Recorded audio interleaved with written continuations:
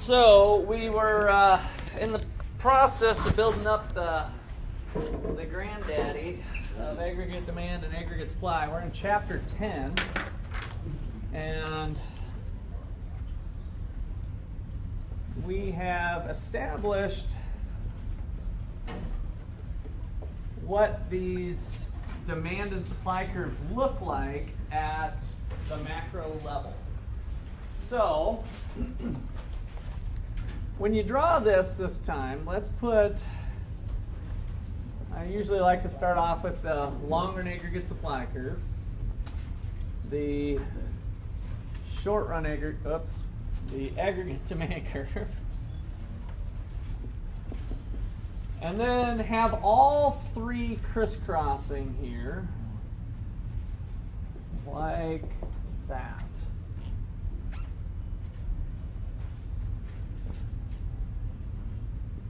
And remember that the long-run aggregate supply curve anchors us at the potential real GDP for the economy, kind of what we expect it to be at if resources are being used efficiently in the long run. And we have some sort of price level that is clearing the market. A lot of times I like to just start off at 100 since it kind of keeps the numbers easy as we start to think about things. All right, so that's our base aggregate demand, aggregate supply model. And we left off looking at aggregate demand shifters. And so what we were trying to identify is what moves the curves. What makes this thing move this way? If there's an increase in real GDP, if there's a new intersection point with an aggregate demand and short-run aggregate supply curve, we have an increase in real GDP. What did we call that in chapter 6? An increase in real GDP can also be called what? Economic growth, right. So we measured economic growth by looking at the percentage change in real GDP. So that's kind of where what we're thinking about now is how could we get this aggregate demand curve to maybe move this way? What are the things that would cause it to do so? So I led you into that by thinking back to cigarettes, since we hopefully had that memorized for the chapter 4 material. It just helps us compartmentalize the different activities, the different agents in the economy that might get us to head that direction. And so we had the C plus I plus G plus X, and we had, I'm going to give you kind of the shorthand since you guys have the longhand from last time. So we had fiscal policy of taxes entering in through consumption choices. So a decrease in taxes is an expansionary fiscal policy, right? So if we cut taxes, and again, I'll just kind of give the shorthand notation, a decrease in taxes leads to an increase in aggregate demand, holding all of the things constant. We're giving more money into people's hands so that, and they'll go out and spend that money, or at least spend a fraction of it, is the concept. Then we had investment, which we looked at profit expectations. And we also have, I want to throw in here, monetary policy. In chapter 8, we spent a lot of time thinking about what the Federal Reserve can do in influencing interest rates. And that provides a mechanism for the government to influence the level of investment potentially, because businesses are one of our primary lenders to go out and buy capital equipment, buildings, machines, and tools. And so if they pursue expansionary monetary policy, an increase in the money supply leads to a decrease in interest rates, possibly stimulating some investment. In the G category, we had just government spending. And so, well, what if the government just goes out and spends some money? Boom, we start to have some sort of expansion or shift to the right of aggregate demand. An increase in G leads to an increase in aggregate demand. Shift to the right. And then finally, we've got this foreign effect where we can think about foreign incomes and the foreign price level. So foreign income and foreign price level. What's happening in inflation in other countries, what's happening to their real GDP in Germany and China, around the world. That can trickle into us through net exports. And then another thing that I didn't mention last time that can also channel through exports is appreciation or depreciation of the currency. So if we have, let's say, a depreciation of the dollar, if the dollar buys less foreign currency, are we going to be importing more or less?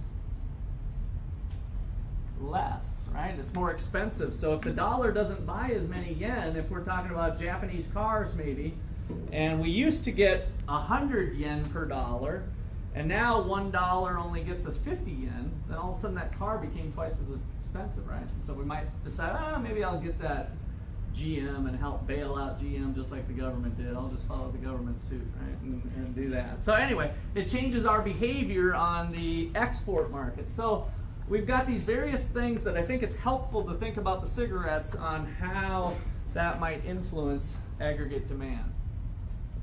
Okay, so today we got to add in our aggregate supply shifters.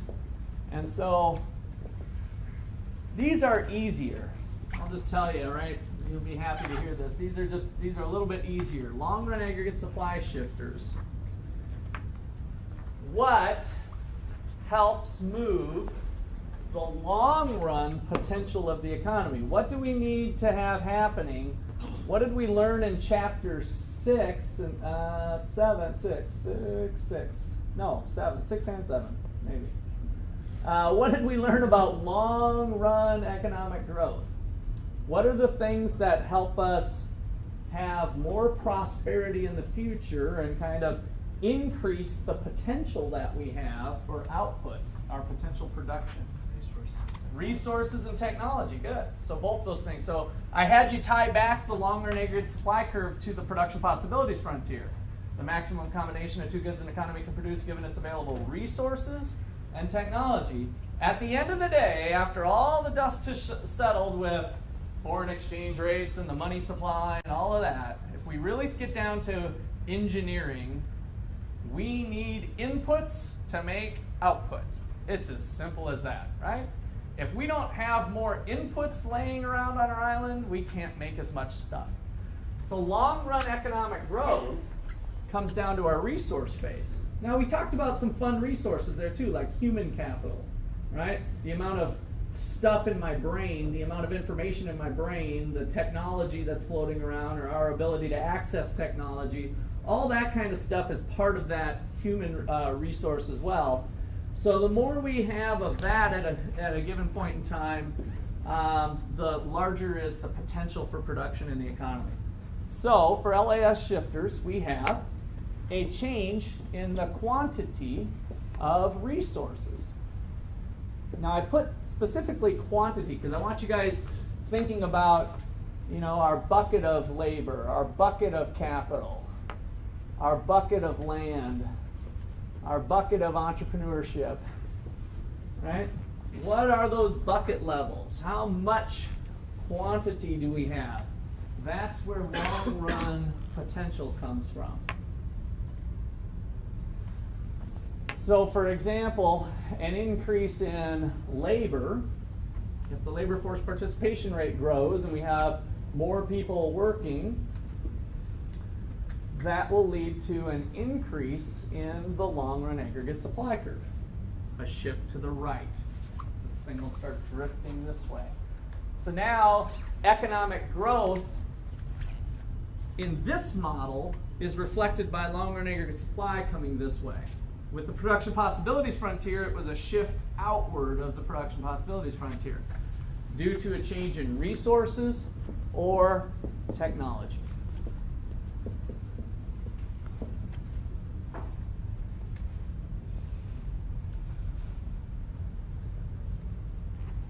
All right. Short-run aggregate supply shifters. This one's maybe even easier. Number 1, C number 1. Number 2, C number 2 above. Same as the long-run aggregate supply. What shifts this? Shifts this.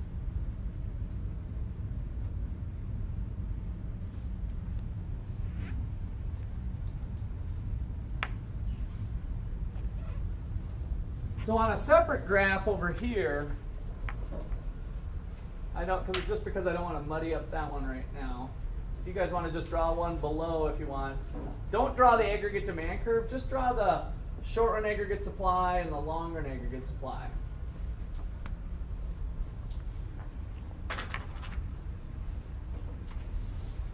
And if the two intersect at a price level of 100, a change in labor will cause the long-run aggregate supply curve to shift to the right, we just said. And the short-run aggregate supply will shift by an equal amount. So if you go dot, dot, dot, dot, dot, dot, find that point, that is the new short-run aggregate supply curve. Okay, so just kind of get the mechanics of this graph down, that it's going to move from Y1 to Y2. Let's make this a 2. This could be a 1, whatever you want. But that's what we mean by the same effect in terms of the magnitude of the shift. All right, questions on that? The wild card. The most important wild card you kind of need to know with this whole chapter, because this is the driving force. Number 3 on our shifter list. So now this one does not go up here, but it belongs down here. And that is a change in the price of resources.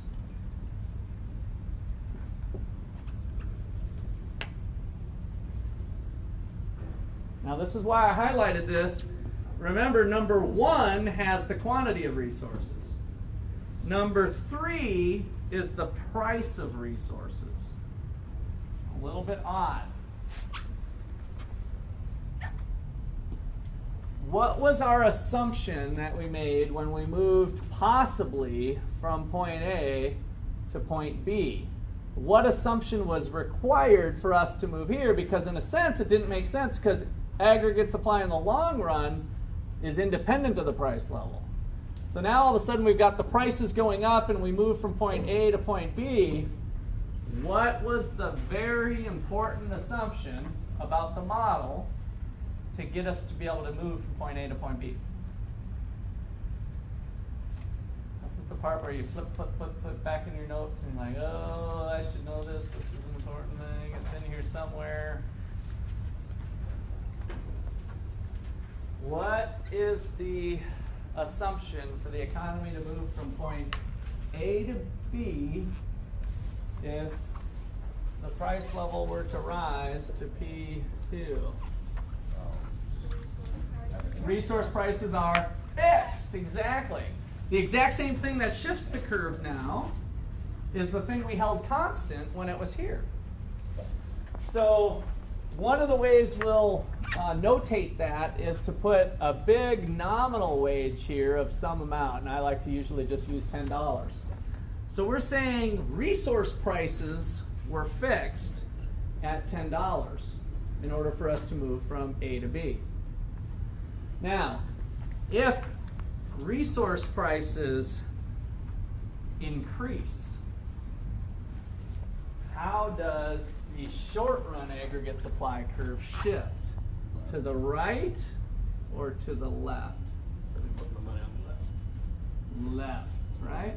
This is the same thing, by the way, those of you who had micro, when we had an increase in wages for a particular company making pizza or beer, did that cause the supply curve to shift to the right and supply more or supply less? Supply less, right? So same thing going on here. You can think about if it's more expensive to produce goods, then they can't supply as much. So it's going to lead to a decrease in the supply of the good. So in the price of resource department here, let's just put as an example a increase in big W, nominal wages. Let me go ahead and write that down so you got that down. Remember, big W from the wage chapter was the nominal wage, big W. Little w was the real wage. What did the real wage had been adjusted for what? Inflation. Good. Purchasing power, right? So if we looked at, are you better off today? I think either President Obama or other presidents have said this, right? Are you better off today than you were 4 years ago? And this will probably come up again in the next election, right? Well, let's see. I was making $10 an hour. Now I'm making $11 an hour. Woohoo! I'm better off. No, you might not be better off. Because yes, you got a 10% bump in pay over the last 4 years, averaging 2.5% a year. Let's just kind of keep it simple. But if inflation was 5% a year, can you take your $11 paycheck and run to McDonald's and get the same amount of hamburgers you could 4 years ago? No. You've experienced a decrease in purchasing power, right? So it's the real wage that we care about. And that, I wanted to bring that up because that's what's going on with this picture, is that as we move from A to B, the price of a McDonald's hamburger is going up, but your paycheck's not, right? So there's a decrease in purchasing power that's going on as we go up. And so eventually you say, hey, my paycheck doesn't buy as many cheeseburgers as it used to. I'm going to tell my boss to give me a hike in pay or I'm out of here, right? And so there starts to be upward pressure on the wages to go up eventually.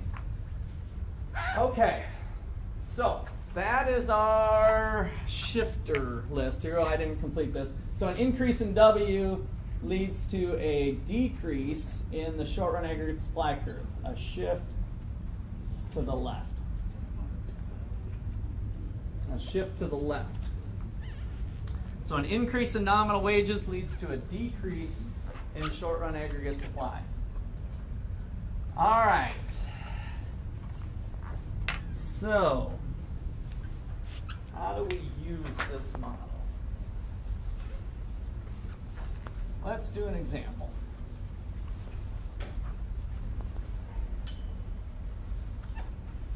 Now, I'm going to use this picture here. If you guys have kind of mucked it up a little bit, or you want to redraw, I advise you to draw a big one. So you might want to redraw this real quick. We haven't really done anything to it. We're still at this spot.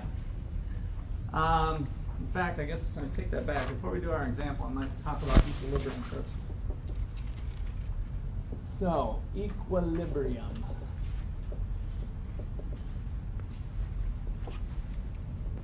Equilibrium concepts in macro.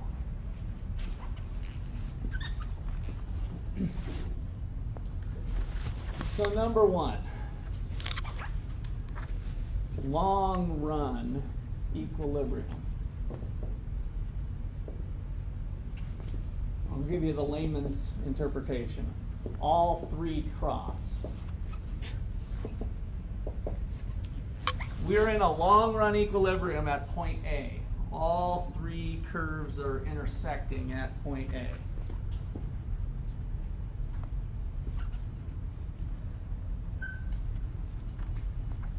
Number two, a short run equilibrium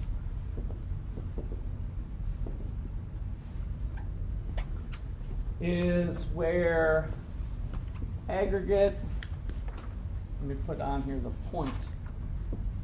point where aggregate demand and short-run aggregate supply intersect.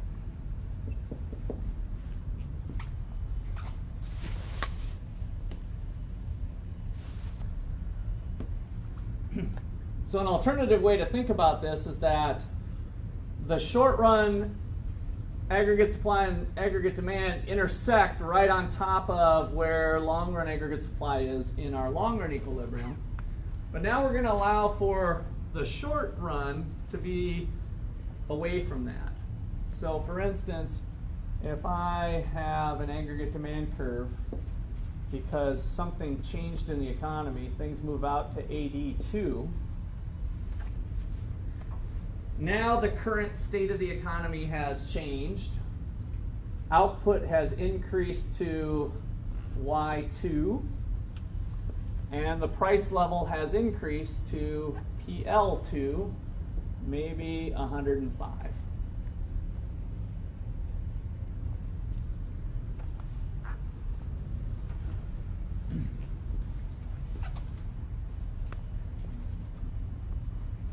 Okay, so here's the story now. Let's jump right into an example. I wanted to just get those equilibrium concepts on the table first. So suppose I'm going to write out a little story similar to a problem you might see on a homework or test. Suppose the economy is in a long-run equilibrium initially.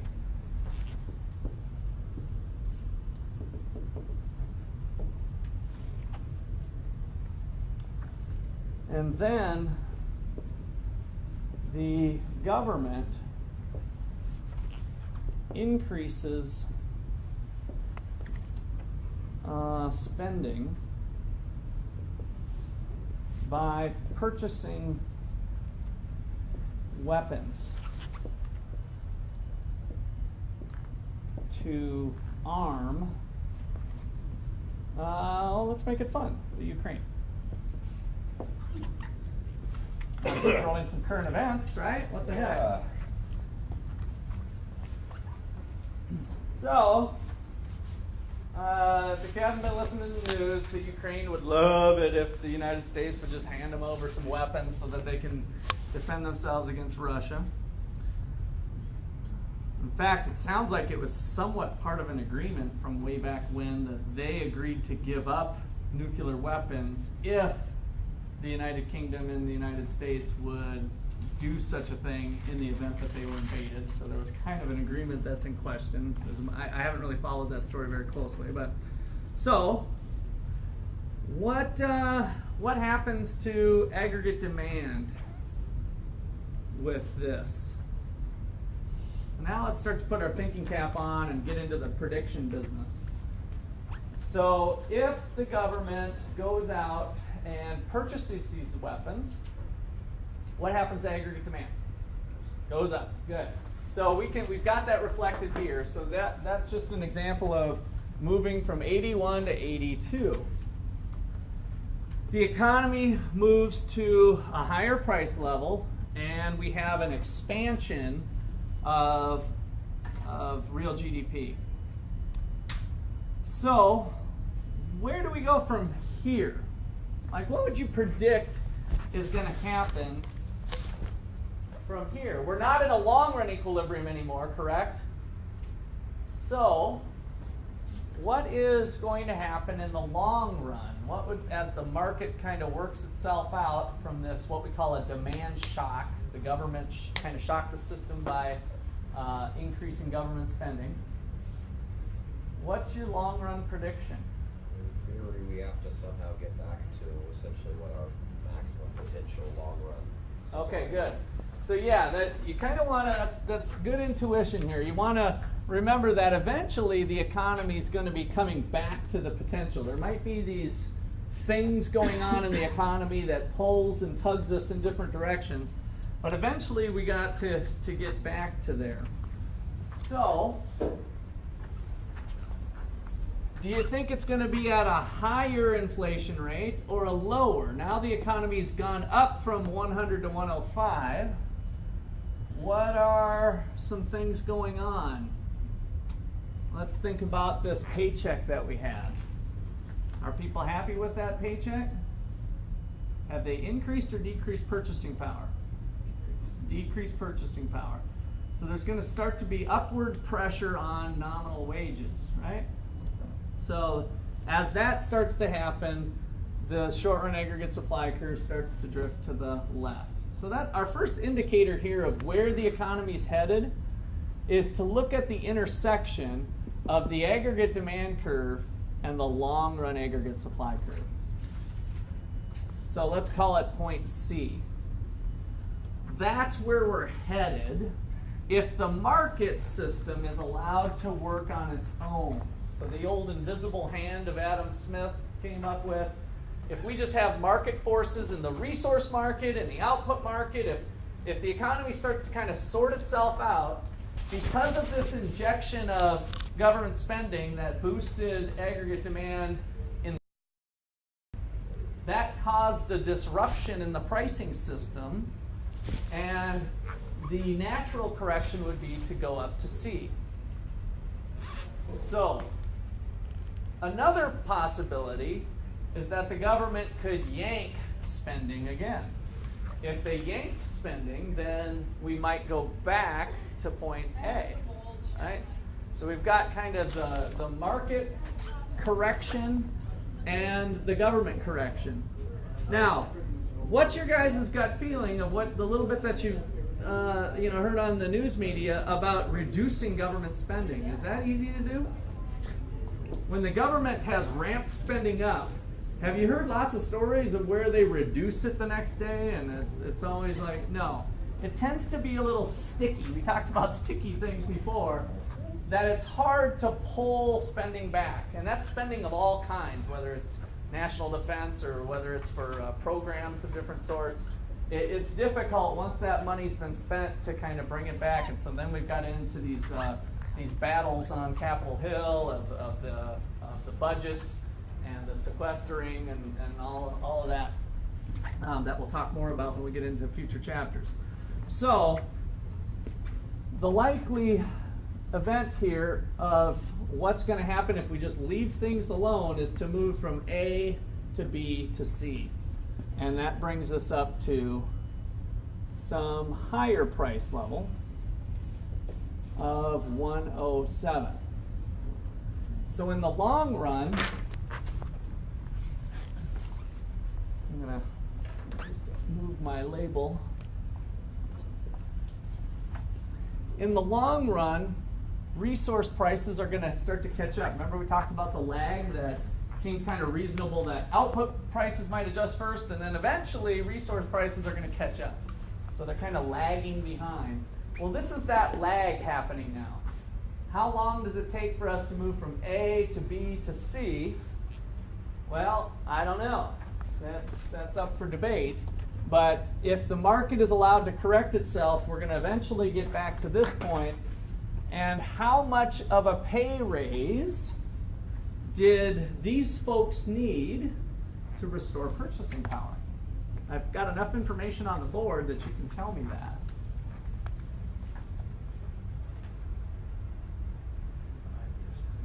A little more than 5. It's the 7. Yep, it's the 7. Good though. You're tracking on the right things here. So the price level went up from 100 to 107. So notice two things happened. The story that's being told from moving from A to B to C, which is something we'll talk more about, but the prices on the shelves at Walmart went up by 5%. We were only making 10. We lost purchasing power. We knew that policy was inflationary potentially, and that the economy, again, not that we necessarily predicted it ourselves, but we read the Wall Street Journal, we kind of listened to the news, and economists predicted that we're going to be at 107. So when we were negotiating for those higher prices for our resources, we asked for a 7% pay. Eventually, we needed 7% to get back to this long-run equilibrium. And so what is that new wage? $10.70. So at 1070 now, we have our purchasing power restored.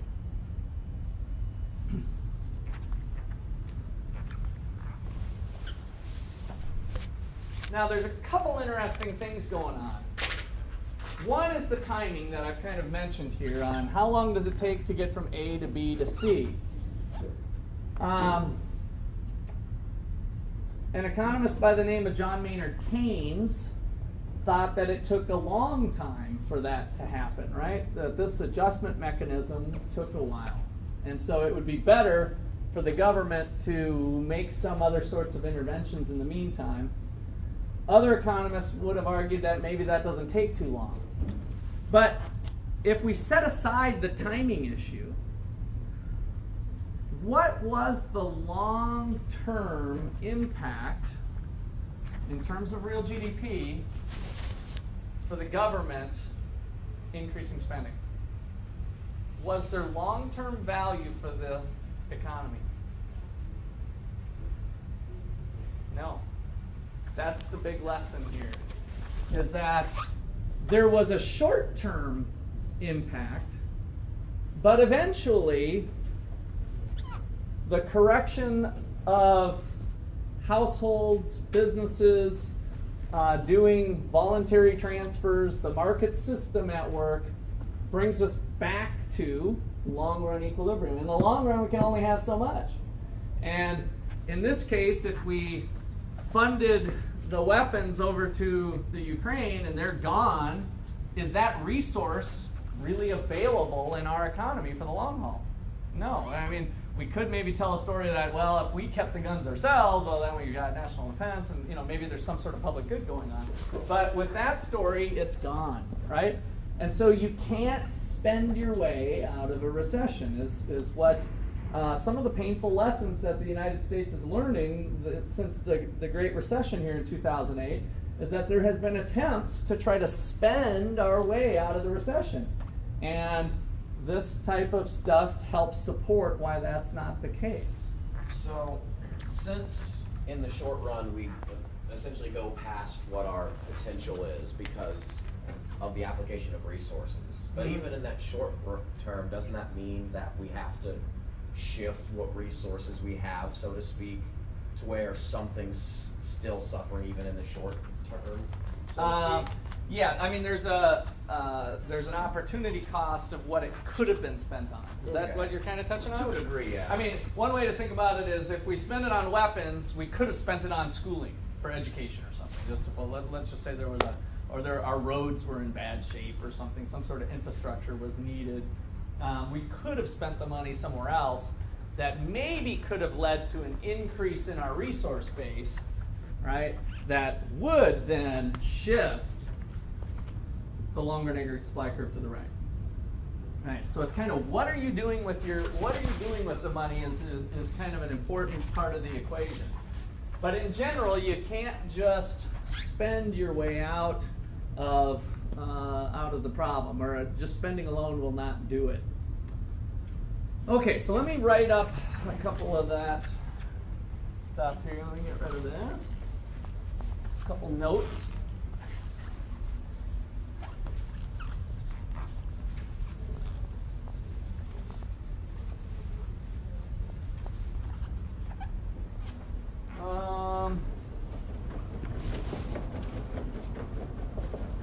The first note is that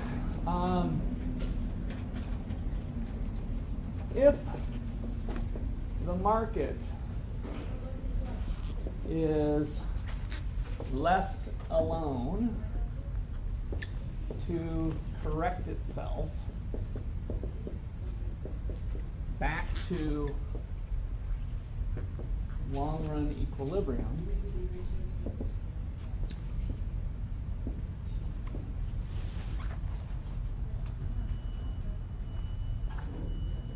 the invisible hand heads towards, I'm going to tie it back to this specific example, heads towards point C, which is the intersection of aggregate demand and long-run aggregate supply.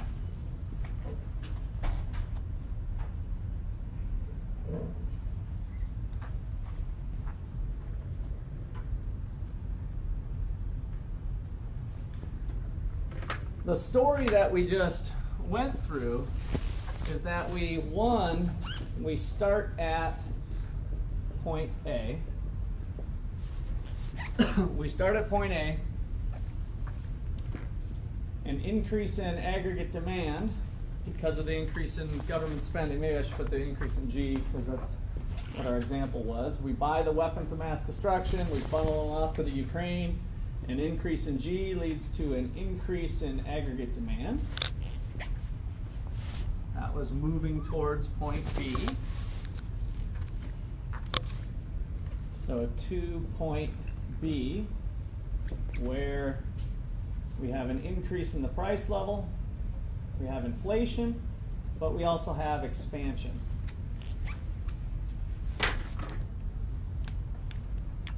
So we've got expansion of the economy, but we've got some inflation.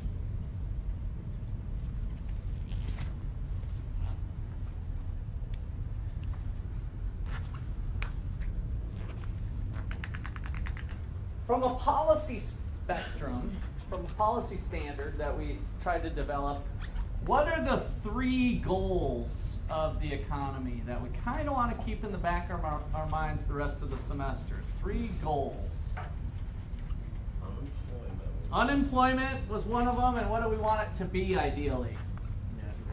Natural rate. So kind of low unemployment, if we want to say that, or at the natural rate. Okay, so low, stable unemployment. What else? Inflation? Low and stable. We'd like inflation to be relatively low and stable. And the last one? Real GDP. We want it going up or down? Up, right? So that's economic growth. That's the one we want, this one drifting this way. So on that scorecard here, we've got this thumbs up. Increased government spending, we got thumbs up. This, thumbs down. So it's starting to show the policy trade-offs here, right? I spend money as a government through a fiscal policy of increasing G. I get a thumbs up because it's expansionary here, but I get a thumbs down because it's inflationary here. Now in the long run, do we get a thumbs up or a thumbs down overall? Total thumbs down. Woo! Because eventually we come back to potential. There was no effect in the long run, right? So our long run effect was no effect and it was all inflationary, and that's a big thumbs down. All right, so we move from A to B, and then number 3. So that's kind of the short run effect, by the way. Short run effect, we move to point B. In the long run, nominal resource prices adjust. There's an increase in nominal resource prices,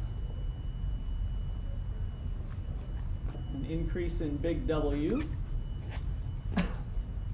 which means the short run aggregate supply curve is shifting to the left back to point C.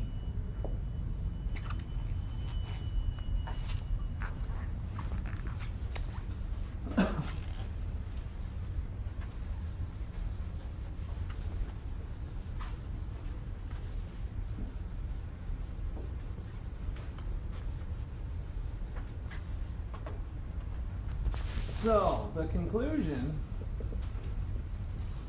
is that in the short run, we have an increase in Y and an increase in the price level.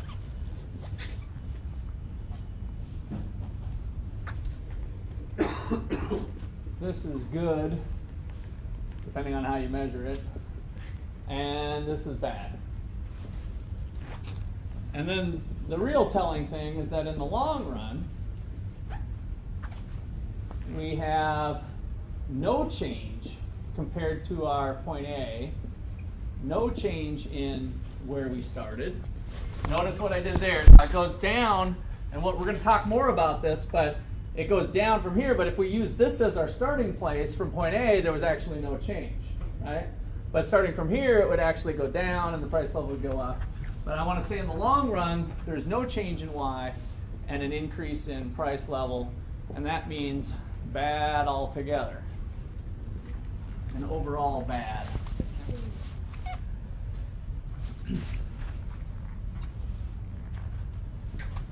Okay. A little piece that I was holding back on here to put in. When in the short run, real GDP exceeds its potential, a situation like we have here, economists call that an inflationary gap. Inflationary gap. And now we know why, because it's going to lead to inflation after it corrects itself, right? So an inflationary gap.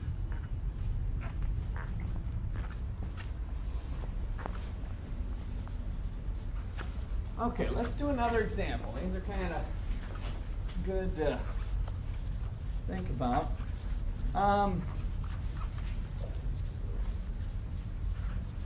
This time I'm going to draw it a little bit differently.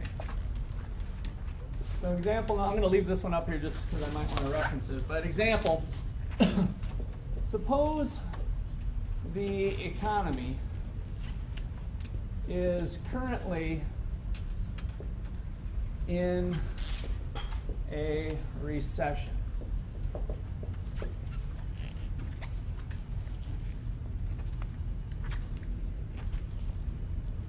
Where the current level of output is less than our potential.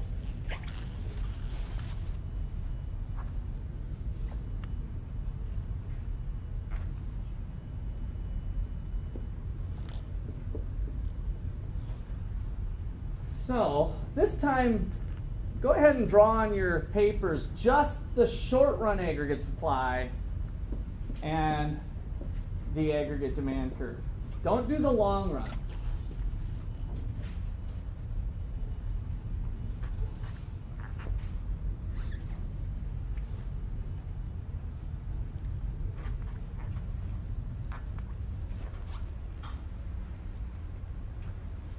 Now, where does the long run aggregate supply belong?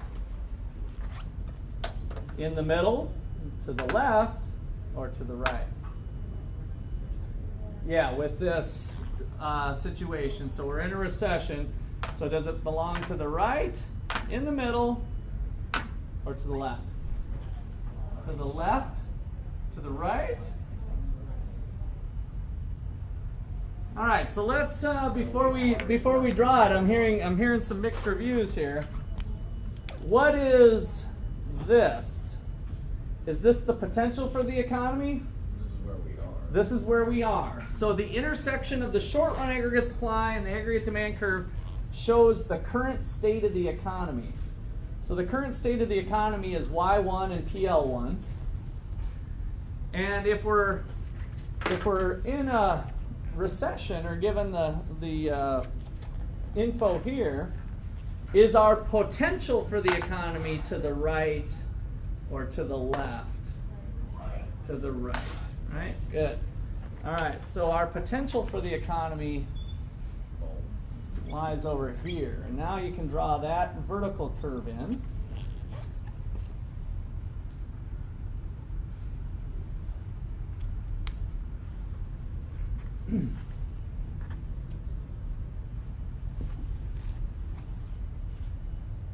All right, so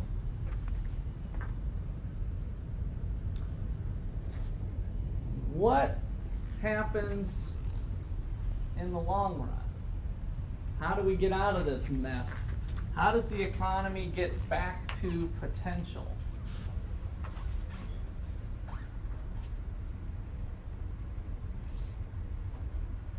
What's our mechanism for the economy to get back to, through the Adam Smith method of just leaving things alone, laissez-faire, let the market correct itself, where do we head to? What happens?